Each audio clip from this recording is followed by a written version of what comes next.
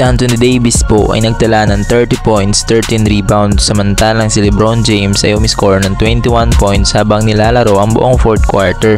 At tinalo ng Los Angeles Lakers ang Phoenix Suns sa huling minuto para sa 100-95 victory laban sa short-handed na Phoenix Suns noong Huwebes ng gabi. Dahil wala nga po si Devin Booker sa kanilang naging laro laban sa Lakers, sa kadahilanan na nakaramdam si Devin Booker ng pananakit sa kaliwang paa noong naglaro sila laban sa Golden State Warriors na kung saan ay nagtala nga ito ng 28 points noong Martes. At hindi pa rin nakapag-debut game si Bradley Beal para sa Phoenix Suns dahil sa iniinda nitong paninikip ng lower back. At sa Lakers naman nga po, naglaro ang Los Angeles Lakers nang wala si Jaren Vanderbilt dahil sa natamo nitong heel bursitis, isang masakit na kondisyon na nakakaapekto sa bursa na matatagpuan sa pagitan ng iyong buto ng takong at Achilles tendon. At mukhang papalitan ni Vanderbilt si Taurean Prince sa panimulang first 5 lineup ng Lakers kapag malusog na ito dahil walang natala na punto si Prince sa loob ng 18 minutes playing time nito. Ginawa ni LeBron James ang tie-breaking layup sa 1 minute and 11 seconds remaining time upang maglaro para sa Lakers na nagrally mula sa 12-point deficit sa pagpasok sa ika-4 na quarter upang makuha ang kanilang unang panalo sa bagong season sa home opener ni LeBron James ng 21st NBA campaign. Samantala, si Kevin Durant naman ay nagtala ng 39 points at 11 rebounds para sa Phoenix Suns na naglaro ng walang mga injured star na sina Devin Booker at Bradley Beal. Lumamang ang Phoenix Suns sa 84-72 pagpasok ng fourth quarter.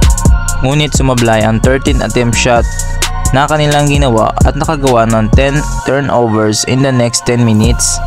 Naitabla pa rin ito ni Kevin Durant sa 99 na may 1 minute and 28 seconds remaining time left sa fourth quarter sa pamagitan ng pag-score sa dalawang sunod-sunod na position at nalagpasan pa nga po niya si Hakeem Olajuwon para sa ika-12th placed sa listahan ng career scoring ng NBA. Ngunit sumagot si LeBron James ng back-to-back layup na siyang humabol sa ginawang 3-pointer ni Durant at sina Austin Reeves naman at Davis ay nag-free throw sa mga huling segundo ng fourth quarter. Si Kevin Durant at LeBron nga po ay matagal na palang hindi nagkakaharap sa NBA court since Christmas 2018 dahil sa kadahilan ng may injury sila at siguro dahil na rin sa load management and health and safety protocols. Dahilan upang hindi sila magkaharap in the previous 13 meetings between James Lakers and Durant Warriors. Mabalik tayo sa laro. Inamin ni LeBron James at ng Lakers ang planong limitahan ang kanyang minuto ngayong season. Ngunit hindi nasunod ang plano habang nanatili si James sa court sa buong fourth quarter para makuha ang panalo na ito. Papasok na si LeBron James sa kanyang ikatlong dekada sa NBA kung saan determinado ang Lakers na limitahan ang kanyang minuto para sa pag-optimize ng kanyang kalusugan.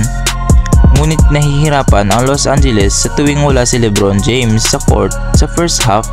Ang masasabi nyo dito mga kabasketball, i-comment lang sa baba at babasahin ko. And don't forget to subscribe and turn on the notification bell para updated ka sa bagong videos na i-upload ko. Maraming salamat!